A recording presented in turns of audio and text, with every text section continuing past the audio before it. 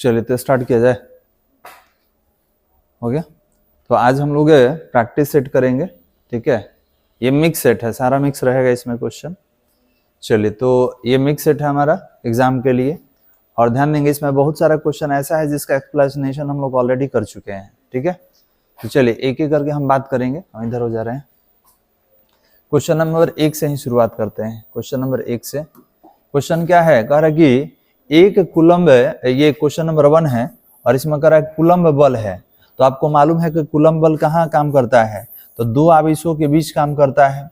तो दो आवेशों के बीच काम करेगा तो याद रखेंगे इसको हम लोग केंद्रीय बल भी बोलेंगे, और ये दोनों आवेश विद्युतीय क्षेत्र का निर्माण करता है तो इसको हम लोग विद्युतीय बल भी बोलते हैं। तो इसको केंद्रीय और विद्युतीय दोनों बोलेंगे। तो इसके लिए ऑप्शन हमारे पास कौन सा है, तो ऑप्शन नंबर 3 है, 1 तथा 2 दोनों।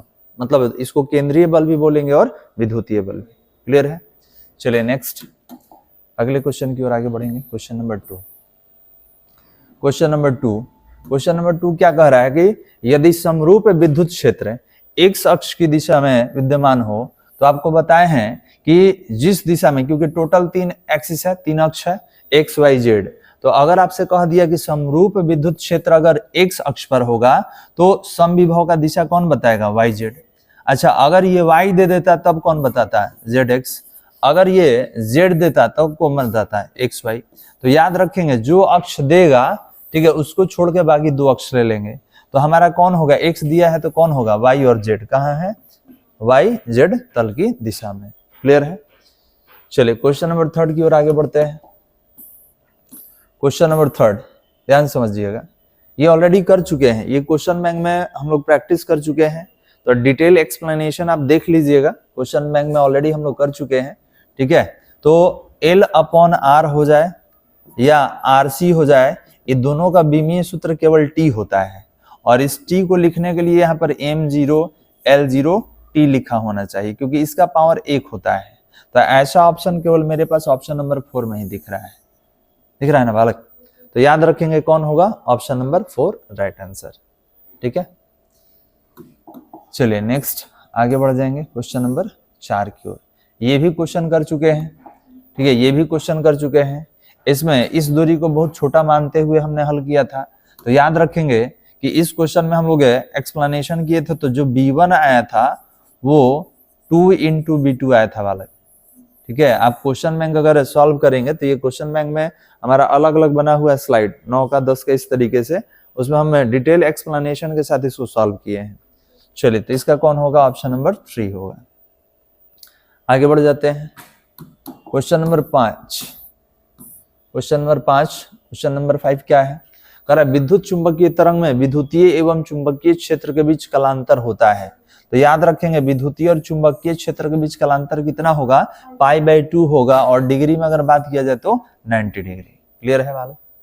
चलिए नेक्स्ट क्वेश्चन नंबर 6।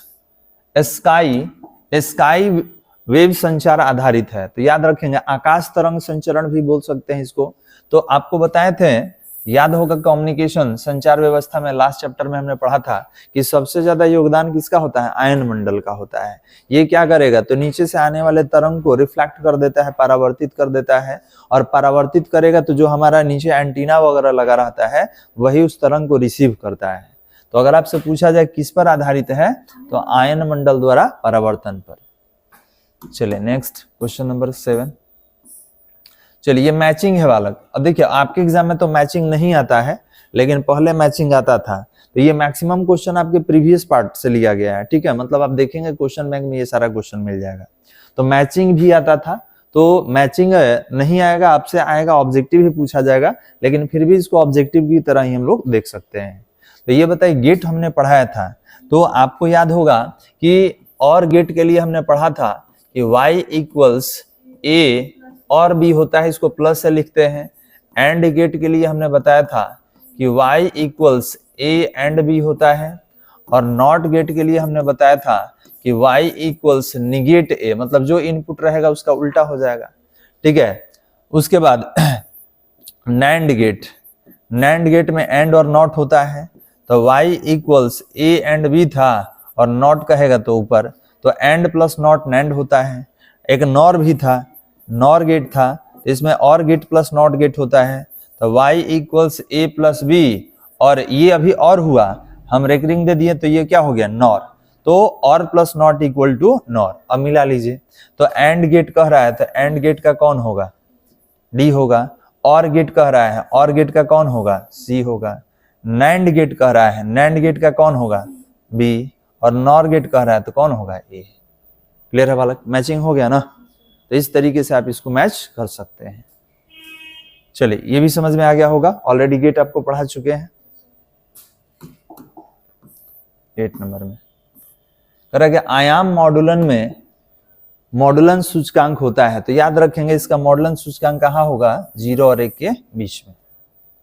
चलिए नेक्स्ट क्वेश्चन नंबर 9 कह रहा है समांतर प्लेट संधारित्र के प्लेटों के बीच पारावैद्युत पदार्थ डालने पर संधारित्र की धारिता।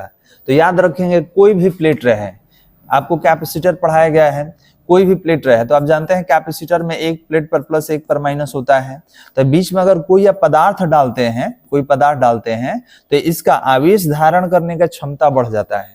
ये पहले की तुलना में क्या करेगा, ज्यादा आवेश धारण करेगा। ठीक है, तो याद रखेंगे जिसको आप डाले हैं ना उसको पारावैद्युत पदार्थ कहा जाता है, डाइलेक्ट्रिक मटेरियल कहा जाता है। तो पारावैद्युत पदार्थ इसमें डाला जाता है, और डालने से क्या होगा, इसका धारिता का मान क्या हो जाएगा, बढ़ जाएगा, धारण करने की क्षमता क्या हो जाएगा, बढ़ जाएगा। चलिए क्वेश्चन नंबर 10 पे बात करेंगे। चलिए क्वेश्चन नंबर 10 क्या कह रहा है क्वेश्चन, कह रहा है कि 0.05 है प्रतिरोध वाले एमीटर को 1.5 वोल्ट विद्युत वाहक बल के सेल से, सेल मतलब बैटरी से, ठीक है, बैटरी से जोड़ा जाता है। अगर 2 एम्पियर की धारा परिपथ से बहती है तो सेल का आंतरिक प्रतिरोध। तो याद कीजिए आंतरिक प्रतिरोध हम लोग R इक्वल टू एप्टा अपॉन आई माइनस आर पढ़ चुके हैं यांत्रिक प्रतिरोध के लिए। अब इसमें विद्युत वाहक बल कौन है, तो 1.5 वोल्ट, तो 1.5 लिख दिए। करंट कितना है, 2 एम्पियर का, तो लिख दिए। प्रतिरोध कितना है, 0.05 लिख दिया हमने। सॉल्व कर लीजिए, क्या इसको हम लोग 15/20 लिख सकते हैं, इसका दशमलव हटेगा तो नीचे क्या आ जाएगा, 10 आ जाएगा।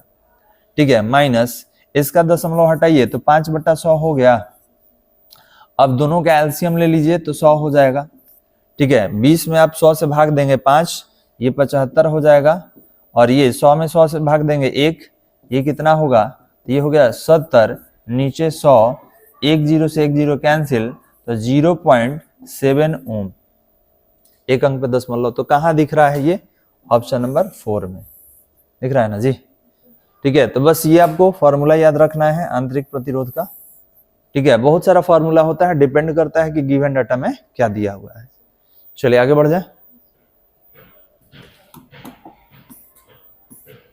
क्वेश्चन नंबर 11 क्वांटम ईएसयू पूछ रहा है। तो आपको हमने बताया था कि क्वांटम में ईएसयू होगा तो कितना होगा, 4.78 इंटू 10⁻⁻10 ईएसयू। क्वांटम में अगर ये केवल ईएसयू रहता, क्वांटम नहीं रहता, तो 2.99 इंटू 10⁻9 या 3 इंटू 10⁻9 होता है।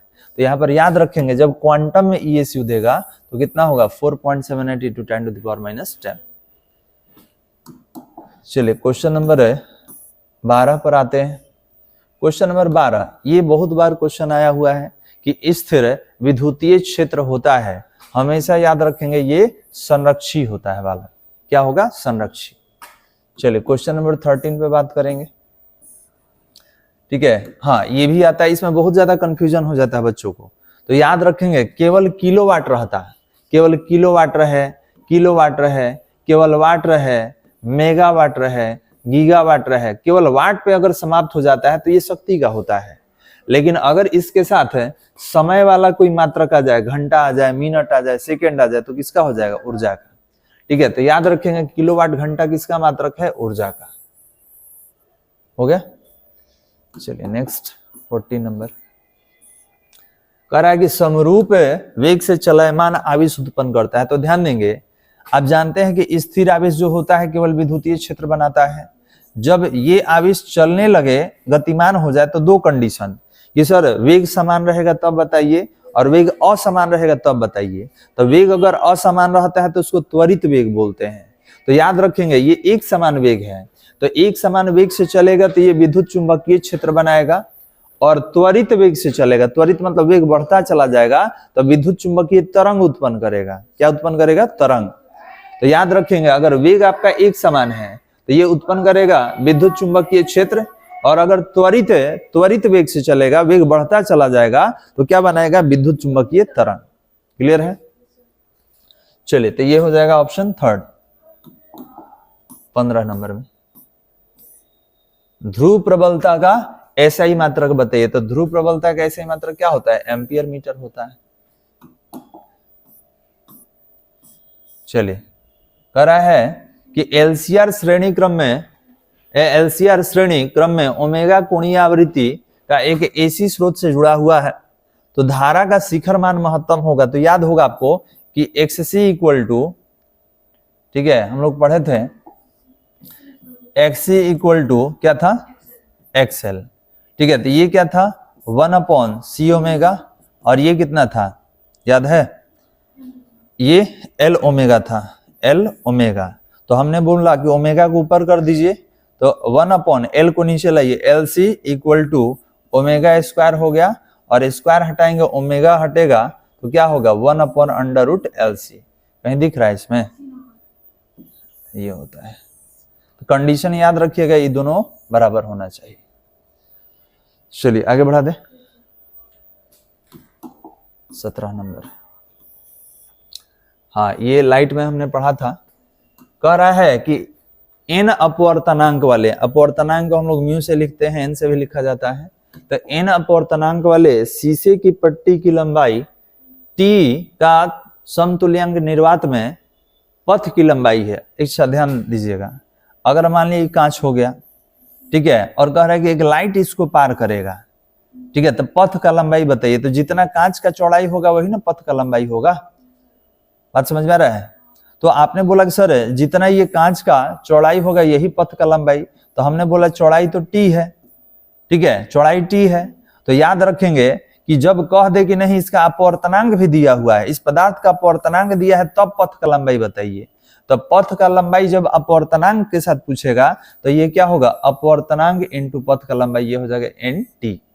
ठीक है, तो अगर केवल यहां से यहां दूरी पूछेगा तो t होगा, लेकिन जब अपवर्तनांक के साथ पूछेगा तो ये दूरी कितना होगा? nt। ठीक है, ये हो जाएगा अपवर्तनांक गुना पथ के लंबाई। n क्या है? अपवर्तनांक, t क्या है? पथ का लंबाई।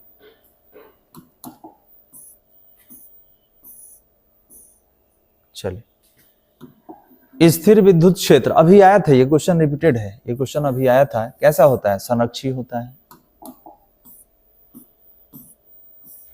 चलिए, ये एक अलग क्वेश्चन है, इससे पहले क्वांटम का ईएसयू आया था।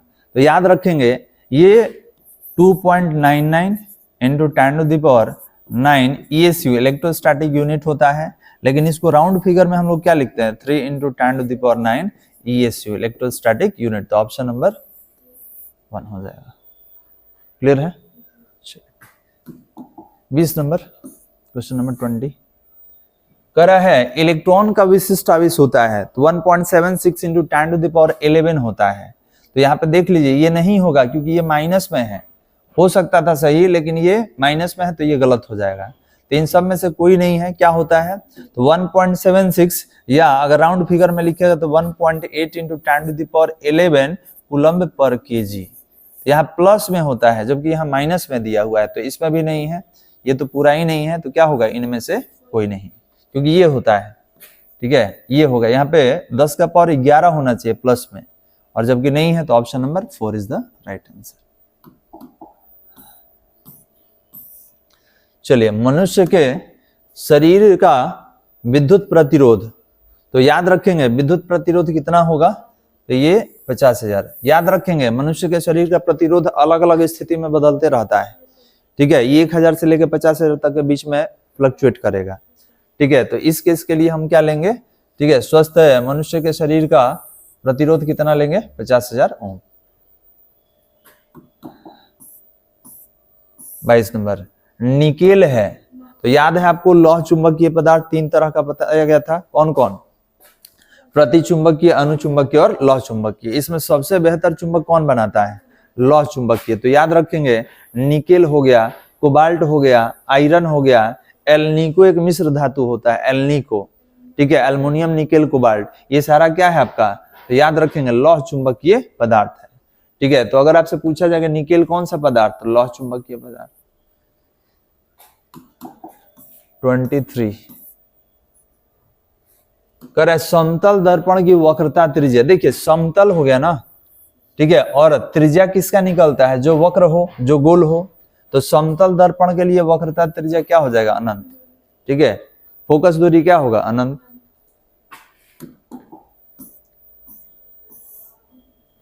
चलिए, लेंस की क्षमता का एसआई मात्रक होता है, तो लेंस की क्षमता का मात्रक क्या होता है, डायोप्टर होता है। कैसे लिखते हैं, डी से लिखते हैं 25 नंबर में। यहां पे ध्यान देंगे, यहां माइनस कर लीजिएगा, ऑप्शन में थोड़ा सा एरर है, यहां पे माइनस।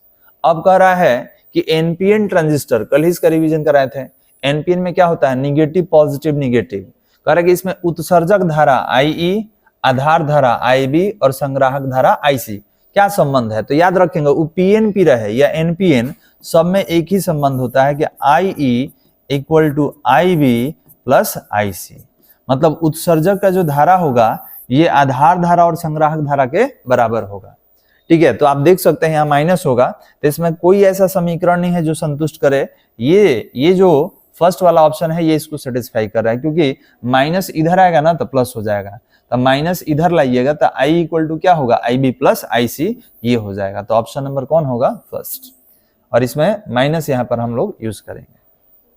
क्लियर है, सबके लिए, वो एनपीएन हो या पीएनपी हो, सबके लिए ये है, इसके लिए नहीं है, सबके लिए है। 26, अब देखिए ये भी मैचिंग है बालक, ये भी मैचिंग है आपका, मैचिंग आता नहीं है फिर भी एमसीक्यूज के लिए हम इसको लिए हैं। तो कह रहा है दिष्ट धारा का आवृत्ति बताइए क्या होता है। दिष्ट धारा का अगर आपसे पूछा जाए कि आवृत्ति बताइए, तो याद रखेंगे दिष्ट धारा का आवृत्ति क्या हो जाएगा, अनंत। क्लियर है बालक। फिर कह रहा है कि चोक कुंडली क्या करता है, कहाँ यूज करते हैं, तो याद रखेंगे चोक कुंडली प्रत्यावर्ती धारा के केस में यूज करते हैं, ठीक है। हम लोग शक्ति का क्षय कम करने के लिए चोक कुंडली का यूज करते हैं। इसके बाद याद रखिएगा, एक minute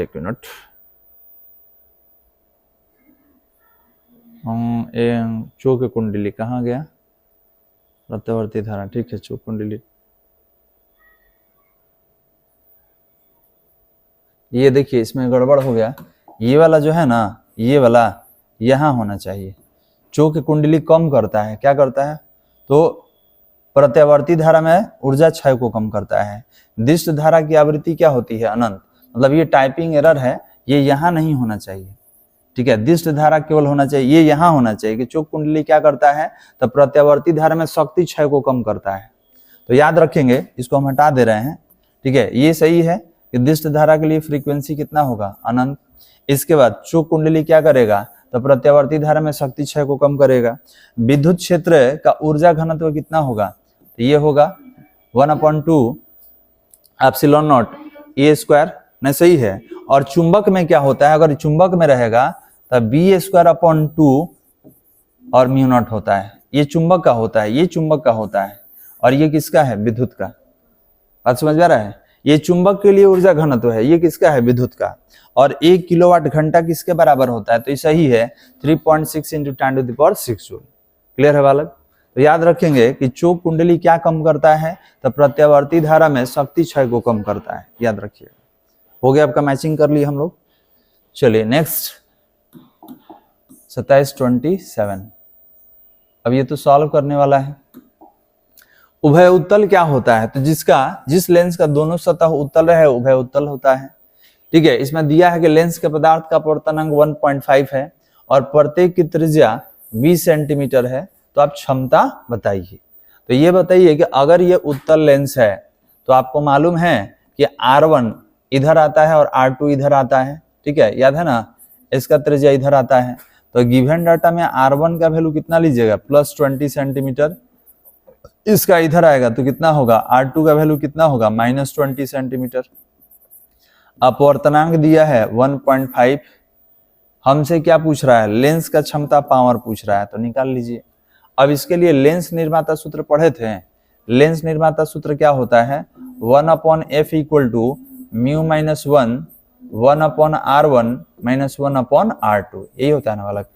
1/f equal to mu minus 1, तो देखिए ना 1.1 1.5 माइनस 1 और 1/r1, तो r1 आएगा 1/20 होगा और माइनस 1/r2 तो माइनस 20 आएगा, तो माइनस जब आएगा ना तो प्लस कर देगा। अब आप एक काम कीजिए, आप 1.5 में से 1 माइनस कर लीजिए तो 0.5, आधार सेम है तो पावर जोड़ देंगे, ऊपर 2 नीचे 20, दशमलव हटाएंगे तो 10 आएगा। अब देखिए 5 दूना 10 को 10 से कैंसिल कर लीजिए, तो ये बताइए कि f का वैल्यू कितना आ गया 20, तो फोकस कितना आ गया 20 सेंटीमीटर। अब पावर हम जानते हैं क्या होता है 100/f होता है जब सेंटीमीटर में रहे, जब फोकस सेंटीमीटर में रहेगा तब। अब P इक्वल टू ये 100 हो गया और ये 20 आया है, तो 20 × 5 100 होता है, तो +5 डायोप्टर। कितना होगा +5 डायोप्टर। कहां पर है, ऑप्शन नंबर फर्स्ट ही है, ऑप्शन नंबर फर्स्ट। समझ में आ रहा है, तो यही है लेंस निर्माता सूत्र का यूज करके आप इसको बना सकते हैं। चलिए 28, ये सारा प्रीवियस ईयर क्वेश्चन है, मतलब मैक्सिमम इसमें आया हुआ है। कह रहा है कि थोरियम है कि एक परमाणु में न्यूट्रॉन की संख्या, तो न्यूट्रॉन की संख्या याद रखेंगे, न्यूट्रॉन का संख्या क्या होता है, तो ये होता है परमाणु द्रव्यमान माइनस परमाणु संख्या। तो द्रव्यमान संख्या में से इसको A कहेंगे और इसको क्या कहेंगे Z, माइनस कर दीजिए, तो क्या होगा 230 में से 90 माइनस कर दिए, कितना हो गया 140 हो गया ना, तो कितना होगा ऑप्शन नंबर 2। इलेक्ट्रॉन का संख्या पूछेगा तो उतना ही हो जाएगा, 230 हो जाएगा, 230 बोल रहे हैं, 230 नहीं होगा, ये होगा 90 हो जाएगा, 90 होता है। प्रोटॉन का संख्या पूछेगा तो 230 में क्या हो जाएगा 90 हो जाएगा, ठीक है। तो याद रखेंगे कि इलेक्ट्रॉन का संख्या, प्रोटॉन का संख्या और परमाणु संख्या आपस में क्या होता है बराबर, और न्यूट्रॉन का संख्या क्या होगा, तो आप द्रव्यमान संख्या में से या तो इलेक्ट्रॉन का संख्या घटा दीजिए, द्रव्यमान संख्या में से या तो प्रोटॉन का संख्या घटा दीजिए, द्रव्यमान संख्या में या तो परमाणु संख्या को घटा दें, किसी भी तरीके से निकाल सकते हैं। 29 नंबर 29। चलिए लौह चुंबकीय पदार्थ का चुंबकशीलता, तो याद रखेंगे इस सबसे अधिक होता है, याद रखिएगा सबसे ज्यादा, तो सबसे ज्यादा कौन है, एक ही मेरे को दिख रहा है, ऑप्शन नंबर फर्स्ट। चलिए नेक्स्ट 30 कह रहा है प्रत्यावर्ती धारा की शिखर वोल्टता इतना है, तो आभासी वोल्टता याद रखेंगे VRMS रूट मीन स्क्वायर को आभासी बोलते हैं, और ये होता है V0/√2। तो ये धारा का, ये वोल्टेज का शिखर मान है, तो शिखर मान कितना दिया है 440/√2। क्या करेंगे √2 से मल्टीप्लाई और √2 से डिवाइड। अब ये क्या हो जाएगा, ये VRMS हो जाएगा कितना, तो 440/√2 और ये √2 2 हो जाएगा, कैंसिल करा दीजिए, कितना होगा 220/√2। कौन सा है, थर्ड नंबर ऑप्शन, इतना। ठीक है, तो आभासी वोल्टता क्या होता है VRMS होता है, VRMS होता है। 31 नंबर कह रहा है कि एक आवर्धक होगा, आवर्धक ग्लास, ठीक है, आवर्धक ग्लास जिसकी क्षमता 12 डायोप्टर है, तो आवर्धन क्षमता बताइए, मैग्निफिकेशन बताना है, तो ध्यान से समझेंगे। पावर दिया हुआ है, पावर कितना दिया है 12 डायोप्टर, तो एक काम कीजिए, हमको निकालना क्या है, तो m = 1 + d/f पे निकालना है। तो ये तो जानते हैं कि 25 सेंटीमीटर होता है, स्पष्ट दर्शन की न्यूनतम दूरी 25 सेंटीमीटर। तो बताइए इस सेंटीमीटर में मीटर में नहीं लेंगे, ये भी हमारा सेंटीमीटर में होना चाहिए। तो पहले आपको फोकस निकालना पड़ेगा, पहले फोकस निकालना पड़ेगा, तब जाके सॉल्व होगा। तो यहाँ पर क्या करेंगे हम लोग, फोकस कैसे निकालेंगे, तो फोकस निकालेंगे कैसे 100/p करके, तो ये 100 होगा और पावर कितना है 12, तो इतना सेंटीमीटर आ गया। अब जब ये आ गया तो इसको रख लीजिए यहाँ पे, ठीक है, इसको रख लीजिए, कितना होगा 1 + d/f, d का वैल्यू 25 सेंटीमीटर और f का वैल्यू जब रखिएगा ना तो 12 ऊपर चला जाएगा और 100 कहाँ रहेगा नीचे। आप कैंसिल करा लीजिए 4 बार में, 4 × 3 = 12, तो 3 × 1 कितना होगा, तो m = 1 + 3, तो कितना हुआ 4, तो ऑप्शन नंबर हो गया। चलिए नेक्स्ट 32 करा है कि 10 एम्पियर की धारा, याद रखेंगे करंट दिया हुआ है 10 एम्पियर, ठीक है, तार से 10 सेकेंड तक, टाइम भी दे दिया 10 सेकेंड तक प्रवाहित होती है, ठीक है। यदि तार का विभवांतर 15 वोल्ट हो तो भी कितना 15 वोल्ट, तो किया गया कार्य तो W बराबर VIT होता है, VIT तो निकाल लीजिए। I स्क्वायर RT भी होता है, बहुत होता है, मतलब हम लोग पढ़े इसके बारे में, तो अभी यही फॉर्मूला पे काम करेगा। तो ये V कितना है आपका 15 है, ये 10 है, चेंज तो करना नहीं है क्योंकि सारे यूनिट सही है। तो W इक्वल टू कितना हुआ 1500 जूल। कैलोरी कहता ना तो 4.2 से डिवाइड कर लेते हैं, जूल में पूछा है, अगर कैलोरी कहता तो 4.2 से भाग दे देते। तो कौन सा होगा ऑप्शन नंबर 3। चलिए नेक्स्ट,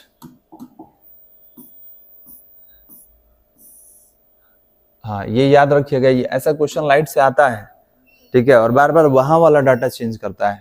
क्या कह रहा है कि निर्वात से कोई प्रकाश कहाँ आ रहा है, तो किसी माध्यम में आ रहा है जिसका अपवर्तनांक क्या है 1.5, तो 1.5 तो कांची का होता है, ठीक है। तो निर्वात में अगर इसका तरंग का लंबाई 6000 एंगस्ट्रम है, तो बताइए इस माध्यम में इसका तरंग का लंबाई कितना होगा, ठीक है, कितना। तो ये बताइए कि सबसे ज्यादा तरंग का लंबाई कहाँ होता है, निर्वात में या हवा में। तो अगर ये कांच में आएगा या हवा छोड़ के किसी माध्यम में आएगा तो तरंग का लंबाई बढ़ेगा कि घटेगा, घटेगा। तो इसका मतलब कि ऑप्शन में ये दोनों नहीं होगा, इन दोनों में से ही कोई होना चाहिए, क्योंकि तरंग का लंबाई घट रहा है, बढ़ नहीं रहा है। तो अब इसको बनाने का तरीका क्या है, तो बनाने का तरीका ये है कि फॉर्मूला पहले लिखिए। तो याद रखेंगे दिया क्या है, तो लेमडा भी तरंग का लंबाई दिया है 6000 एंगस्ट्रम, लिख लिए। चलिए अपवर्तनांक निर्वात का कितना होता है 1 होता है, कांच का अपवर्तनांक कितना दिया है 1.5 दिया है, और हमसे कह रहा है कि कांच में या उस माध्यम में, ठीक है, तरंग का लंबाई बताइए। तो चलिए इसको हल करते हैं। हल करने का तरीका क्या, ये गिवन डाटा हो गया वाला। हल करने का तरीका क्या है, तो पहले पहचानेंगे कि लाइट कहाँ से कहाँ गया है, तो निर्वात से कांच में। अब इसको तोड़ दीजिए लेमडा में, तो लेमडा भी अपन लेमडा जी हो गया, और अपवर्तनांक के पद में तोड़िएगा तो उल्टा टूटता है, जी ऊपर और भी नीचे। क्लियर है बालक। अब हमने बोला इस सब का वैल्यू रख दीजिए, जो जहां पर है रख दीजिए। तो लेमडा भी का वैल्यू कितना है, तो लेमडा भी का वैल्यू है 6000, लेमडा जी तो निकालना ही है। चलिए म्यू जी का वैल्यू कितना है 1.5, और इसका वैल्यू 1, तिरछा तिरछी गुना कर दीजिए, तिरछा तिरछी गुना कर देंगे तो ये होगा 1.5 इंटू लेमडा जी बराबर कितना हो जाएगा 6000 हो जाएगा। तो जब लेमडा जी निकालिएगा तो क्या होगा 6000 अब बटा में 1.5। अब इसको इधर हल कर दे, इधर हल कर दे रहे हैं, दशमलव हटाइएगा, दशमलव हटाइएगा तो ऊपर एक जीरो बढ़ जाएगा, तो 6000 से ही हो जाएगा 60000, और नीचे कितना 15, 15 चौके 60 होता है, तो 4 पे कितना जीरो 3, तो लेमडा जी इक्वल टू कितना हो जाएगा 4000 एंगस्ट्रम। देख लीजिए, बात समझ में आ रहा है।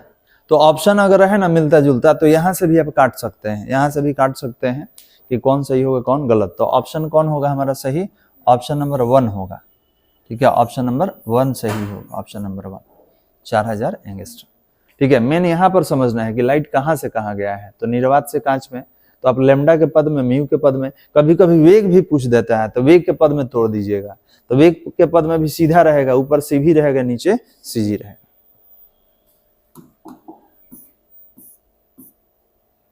यहाँ भी मैचिंग दिख रहा है वाला। चलिए बूस्टर का नियम, तो याद है बूस्टर का नियम ध्रुवण में पढ़े थे, क्लियर है बालक। इसके बाद है सरल लेंस, तो लेंस कहाँ होता है, आपके आंख में है, उत्तर लेंस लगा होता है, ठीक है। तो याद रखेंगे ये क्या हो जाएगा डी। वर्ण विथपन, ये एक तरह का लेंस का दोष होता है, त्रुटि होता है, ठीक है। इस त्रुटि में क्या करता है, प्रतिबिंब जो है, ठीक है, प्रतिबिंब जो है इधर उधर बना देगा। तो याद रखेंगे ये क्या हो जाएगा, वर्णी विथपन क्या हो जाएगा, प्रतिबिंब की त्रुटि, ठीक है। ये बड़ा डिस्टॉर्शन कर देता है, धुंधला प्रतिबिंब बना देगा, ठीक है, ना कि इतना छोटा है तो बड़ा कर देगा, मतलब ये डिस्टॉर्शन कर देता है। यंग का ये द्विछिद्र प्रयोग, यंग्स डबल स्लिट एक्सपेरिमेंट, तो इंटरफेरेंस ऑफ लाइट यहाँ पर व्यतिकरण में हो गया मैचिंग।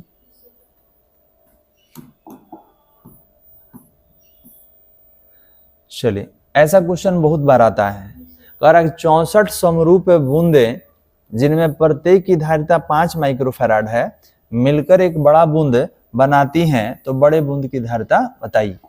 इसका मतलब देखिए 1 2 3 4 5 6 7 ऐसे करके मान लें कि 64 बूंद है और सब मिलके एक बड़ा बूंद बनाता है, तो इसमें एक एक बूंद का धारिता है 5 माइक्रोफैराड। कह रहा है कि जो बड़ा बूंद बना है सबसे मिलके इसका धारिता बताइए।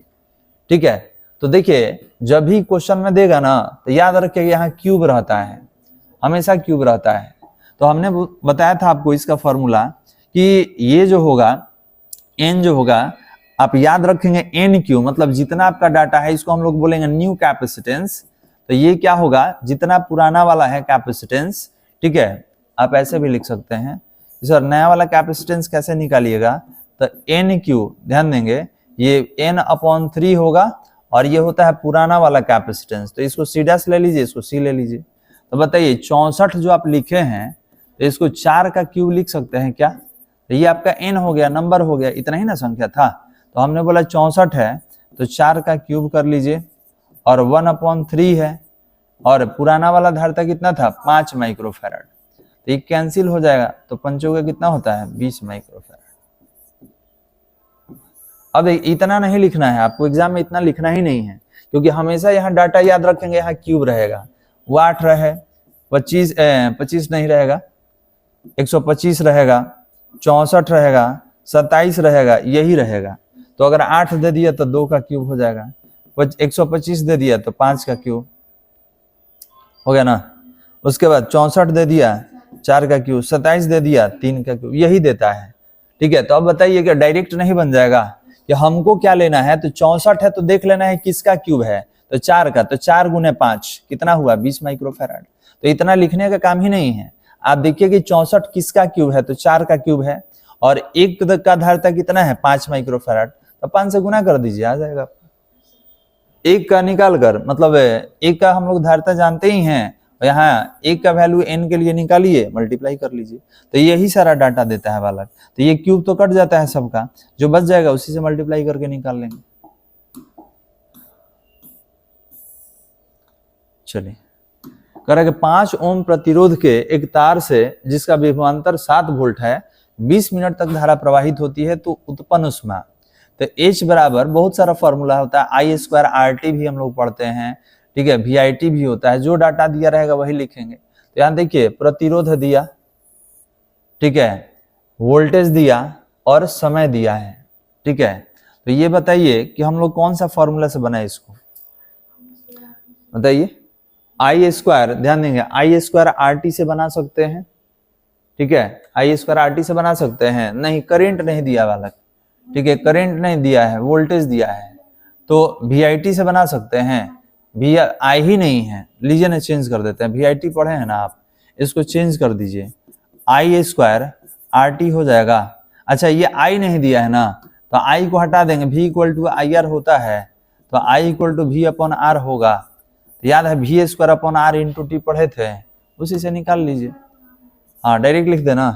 तो क्या है उत्पन्न ऊष्मा, तो V² R × T हो गया। अब क्या करेंगे, V कितना है, तो 7 वोल्ट है, तो 7 का स्क्वायर कर लीजिए, ठीक है। R कितना है 5 है। अच्छा टाइम में आप देख लीजिए, मिनट में दिया है, तो मिनट में दिया है तो मिनट को सेकंड में बदलने के लिए 60 से गुना कर लिए, तो H बराबर कितना हो गया, 7 का स्क्वायर 49 हो जाएगा, ठीक है। 6 दूनी 1200 हो गया और भागा में 5। याद रखेंगे यहाँ पे कोई जूल में नहीं है, कैलोरी में है, तो कैलोरी में बदलने के लिए 4.2 से भाग दे देंगे। बात समझ में आ रहा है। अब सबको हल कर लीजिए, कितना आएगा 2800 कैलोरी, ये आएगा। तो याद रखेंगे इसमें एक्स्ट्रा क्या हुआ है, यही हुआ है, बाकी सब तो वही है, ठीक है। और याद रखेंगे आप इसको फॉर्मूला जो लिए है ना, तो H बराबर I² RT भी होता है, H बराबर VIT भी होता है, ठीक है, H बराबर V² R × T भी होता है।